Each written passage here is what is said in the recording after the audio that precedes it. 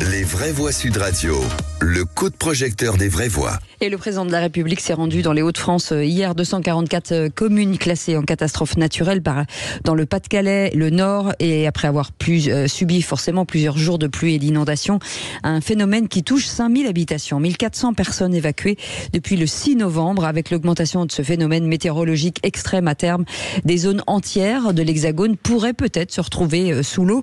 On en parle avec notre invité Yannick Moreau, qui est avec nous, président de l'Association nationale des élus de littoraux et maire des Sables-d'Olonne en Vendée. Bonsoir, merci d'être avec nous, monsieur le maire. Bonsoir.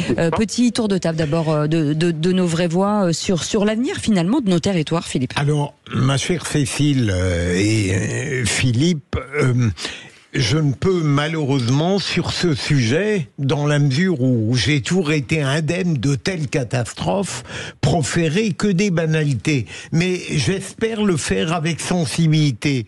Quand je regarde par exemple à la télévision ces catastrophes, ces gens qui avec un courage et une résilience absolue surmontent tout cela, ne savent pas où ils vont dormir, sont obligés de monter à l'étage, sont transportés en barque, je trouve que c'est quelque chose d'extraordinaire qui devrait nous rendre plus conscients de nos avantages. Mais heureusement, monsieur le maire, dans son résumé évidemment très rapide, a indiqué qu'il y avait des motifs d'espoir et qu'il n'y avait aucune fatalité dans ces catastrophes naturelles. Je suis très heureux de l'entendre tout à l'heure.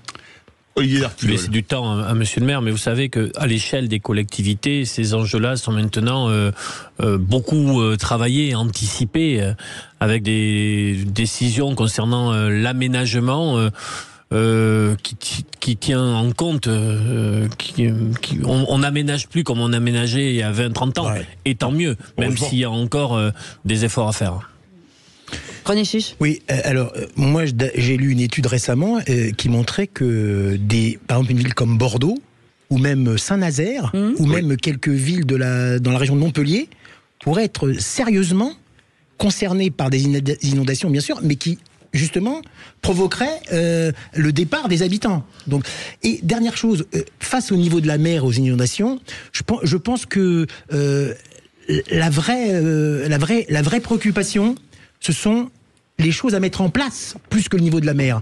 On peut quand même se défendre face à cette catastrophe naturelle avec des barrages consistants, des digues, des choses comme ça. Vous savez, par exemple, il y a une ville comme, je crois que c'est Rotterdam, qui a mis en place un énorme système, il me semble. Depuis les années 50 aux Pays-Bas avec les polders. Mais ils ont l'air absolument bien protégés.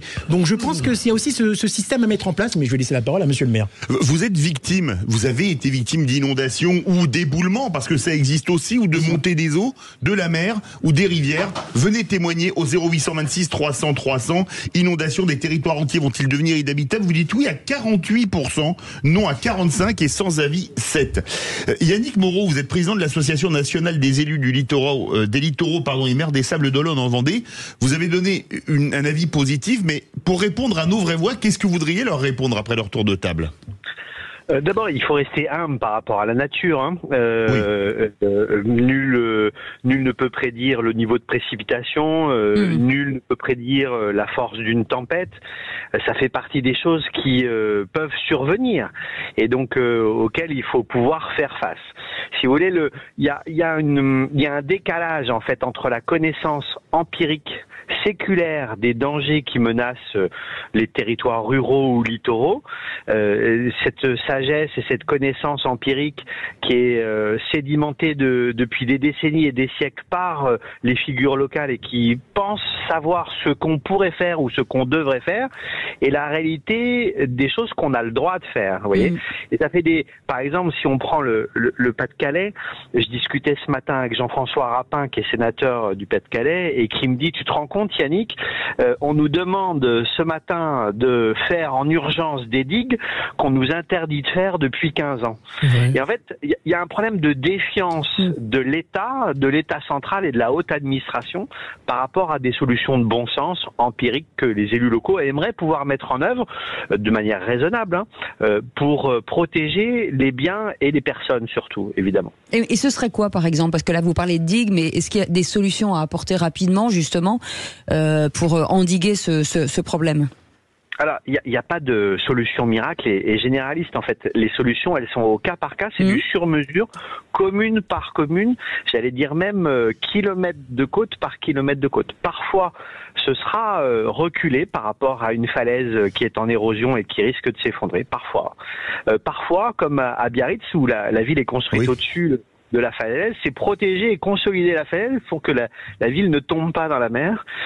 Parfois, c'est consolider des digues, parfois c'est autre chose. En fait, chaque situation communale, et même parfois avec différentes situations et différentes solutions par commune, il faut accepter l'idée que les élus locaux, les élus territoriaux, les maires, peuvent avoir des idées qui peuvent être bonnes et qui peuvent ne pas être nécessairement ce que demande la haute administration française. Philippe Bilger. Monsieur le maire, pardon de revenir au début de mon propos de tout à l'heure. Est-ce que les habitants de vos communes sont très inquiets devant le futur qui les menace, ou est-ce qu'ils vivent avec cette sorte de philosophie en attendant le désastre suivant ? Alors, je pense que ils ne vivent pas avec la philosophie, mais ils ne sont pas encore très inquiets non plus. Je suis vendéen, pas normand, c'est une réponse un peu entre les deux. C'est-à-dire que ils ont conscience que le risque existe et qu'il surviendra un jour, mais la vie est tellement agréable sur le littoral français et sur le bord de mer que si c'est pour 20 ans, 30 ans, 50 ans, 80 ans, finalement, est-ce que ça vaut pas le coup quand même de prendre le risque en attendant ? Et donc la loi s'améliore, la connaissance du risque s'améliore et chaque personne, chaque propriétaire, chaque locataire de logement concerné par un risque naturel en bord de mer en est ou en sera informé dans les mois ou dans les années qui viennent, parce que c'est une obligation qui apparaît dans les documents d'urbanisme, dans ce qu'on appelle les PLU, etc., quand on achète, quand on vend, etc. Mais malgré ce risque qui peut arriver, mais on ne sait pas à quelle échéance, le marché de l'immobilier ne s'effondre pas sur ces biens de bord de mer parce que il y a la perspective de pouvoir en jouir encore quelques décennies. C'est d'ailleurs un peu ce qui se passe à Paris, vous voyez, on sait que il y a des immeubles de quai de Seine qui peuvent être inondés. Est-ce que ça a fait baisser le coût de l'immobilier sur les quais de Seine ? Je suis pas tout à fait sûr. C'est vrai que Olivier d'Artigol, qui bien que pas loin, ne vous fera pas une réponse de Gascon. La connaissance du risque s'améliore, et puis je suis totalement d'accord sur le fait que l'État central devrait davantage être à l'écoute des élus locaux qui sont les experts du quotidien de leur territoire. J'ai lu une info hier qui m'a ému. C'est très certainement les élus de Saint-Malo vont devoir déplacer le tombeau de Châteaubriand. On ne peut plus faire le tour du tombeau de Châteaubriand et les élus commencent à réfléchir au fait de le déplacer. Comme ça, s'il avait été déplacé avant, Jean-Paul Sartre n'aurait pas pu uriner sur lui. J'étais sur Philippe. Oh là là. Allez, 0826 300 300, appel de Gironde, et c'est Marianne qui est avec nous. Bonsoir Marianne. Bonsoir Marianne. Bonsoir. Bienvenue sur Sud Radio et merci de nous écouter. Vous vouliez réagir ? Oui, je voulais réagir déjà sur cette question de faut-il reculer, est-ce qu'il va y avoir des zones inondées? Mais bien évidemment. Moi, j'habite en Gironde, j'habite à Lacanau, donc vraiment en bord de mer. De l'océan. On sait très bien qu'on ne va pas pouvoir rester comme ça. Mais moi, la question que je pose, c'est qui va payer le coût du recul et de combien de mètres, de kilomètres on recule les villes? On voit, par exemple, moi, donc la Gironde, c'est en Nouvelle-Aquitaine. On sait quand même que le budget, par exemple, de la région est quand même sacrément obéré par justement la gestion du littoral et la gestion du trait de côte. Qui va payer? L'État, les collectivités locales. Comment on va indemniser les gens? À quelques kilomètres de chez moi, il y a la ville de Soulac. Il y a eu donc le bâtiment qui s'est effondré. Le Signal. Voilà, c'est la résidence du Signal qui s'est effondrée. Ça a mis énormément de temps avant d'être réglé. Donc voilà, enfin, c'est au pouvoir public de dire. Parce que c'est bien, les maires ont des idées, mais les maires n'ont aucune capacité financière à travailler ça. Donc oui, effectivement, les solutions peuvent venir du terrain et des élus, mais derrière, il faut qu'il y ait un relais de l'État. Et il faudrait que l'État anticipe, chose que l'État ne fait plus du tout, d'anticiper ce genre de situation. Vous restez avec nous. Oui, allez-y, pardon. Et je voudrais juste ajouter quelque chose, même si je sais que c'est plus du tout dans le débat, mais par rapport au début donc de l'émission où vous parliez de diffuser auprès du grand public les images qui ont été tournés par le Hamas, de grâce, ne le faites pas.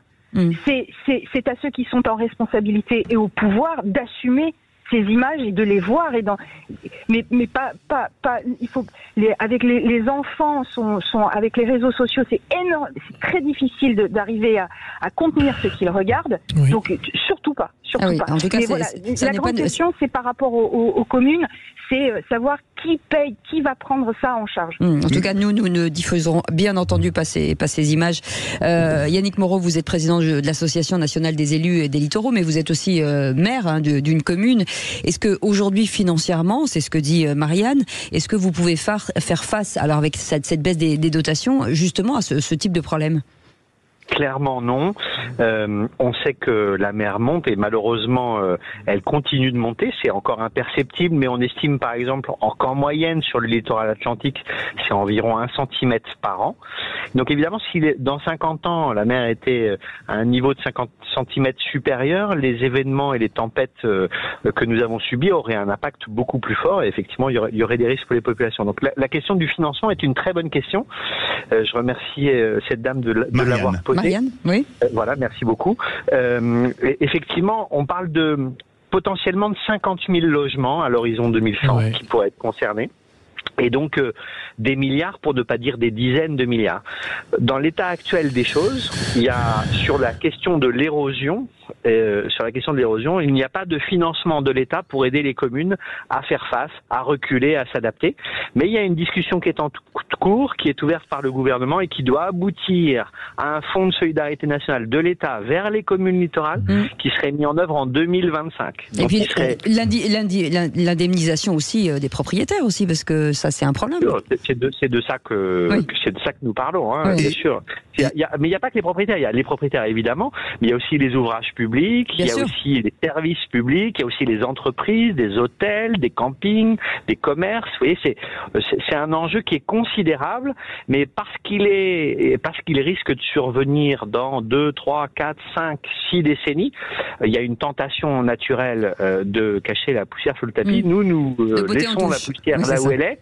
Et on essaye de discuter avec l'État d'un partenariat financier parce que les habitants des littoraux, il y a 8 millions de Français qui habitent sur les littoraux, ne sont pas les seuls responsables de la montée du niveau de la mer et de l'exposition du risque. Et donc il y a évidemment un besoin de solidarité nationale. Yannick Moreau, on était à Lacanau sur le littoral avec vous au Sable d'Olonne, on est sur le littoral, mais on change de littoral, direction Marseille. Bonsoir Patrick. Oui, bonsoir. Vous avez appelé au 0826 300 300, on vous écoute. Je voulais poser une question, savoir si les assurances ne pourraient pas jouer un rôle important concernant le fait de ne plus assurer des biens qui seraient dans des situations à zone rouge, par exemple. Vrai sujet. Elle est difficile, votre question. Yannick Moreau ? C'est une question qui est très bonne. Les auditeurs sont très pertinents. Absolument. Pour l'instant, il y a pas Tous de les réponse, auditeurs de Sud Radio sont très pertinents. Pour l'instant, les assurances sont de plus en plus nombreuses à ne pas assurer, à ne pas prendre le risque. Et donc, il y a une discussion qui est engagée, là encore, entre les assureurs, les collectivités littorales et le gouvernement, le ministère de l'économie en particulier, pour qu'il y ait une obligation d'assurance des biens et des personnes exposées à des risques naturels. Mais est-ce que quelque part, c'est pas les assurances qui vont faire les juges de paix, C'est la question des vraies voix. Des territoires entiers vont-ils devenir inhabitables? Si les assurances vous disent on vous assure pas, évidemment, vous n'allez pas aller construire à un endroit. Je pense qu'effectivement, le dernier mot peut pas être celui des assureurs. D'accord. Manifestement, c'est pas possible parce que c'est des décisions nationales, c'est une responsabilité nationale que de voir que de faire face à l'évolution du climat et que d'accompagner l'adaptation des territoires littoraux au changement climatique et au recul du trait de côte. En fait, pour revenir sur l'introduction, le sujet c'est pas de faire face et de s'opposer, le sujet c'est d'adapter la vie littorale à l'évolution du recul du trait de côte et l'élévation du niveau de la mer. Une question d'adaptation. L'homme s'est toujours adapté et on saura s'adapter. Simplement, il faut que le cadre qui soit posé à l'échelle de notre pays soit un cadre de partenariat entre l'État et les territoires littoraux et soit un cadre qui soit positif parce que le littoral attire beaucoup le littoral, il y a beaucoup de Français qui aimeraient vivre sur le littoral, et je les comprends, c'est pas moi le maire des Sables-d'Olonne qui va leur dire, parce qu'évidemment la vie est pas agréable sur le littoral. Ou alors vous allez perdre des électeurs. Simplement, effectivement, il faut anticiper, c'est des défis qui sont colossaux pour nous, qui se poseront sans doute gravement dans quelques décennies, mais qu'il faut déjà définir et circonscrire dès à présent. C'est ce que nous essayons de faire. Eh bien, on vous remercie beaucoup, monsieur le maire Yannick Moreau, président de l'Association nationale des élus et des littoraux et maire des Sables-d'Olonne en Vendée. Forcément, on adore, j'ai envie de vous dire. Ah oui. On arrive très bientôt, monsieur le maire. Ne bougez pas, on arrive. Merci en tout cas d'avoir été avec nous. Merci à tous nos auditeurs de ces questions passionnantes. Merci beaucoup, Philippe Bilger. On vous retrouve demain. Merci, à demain. Merci René Chiche. Merci Olivier D'Artigol. Merci René Chiche, on ne vous retrouve pas demain. Et dans un instant, on va revenir sur un sujet important, puisque il y a aujourd'hui tout un pan de l'immobilier qui souffre. Ce sont la construction neuve. À tel point qu'on risque de perdre 300 000 emplois dans l'hypothèse pessimiste en 2024. Et il y a un rapport parlementaire qui vient de sortir à ce sujet, Cécile. On en parle dans un instant avec nos invités. Restez avec nous. On est ensemble jusqu'à 20h avec Philippe David et nos invités. À tout de suite.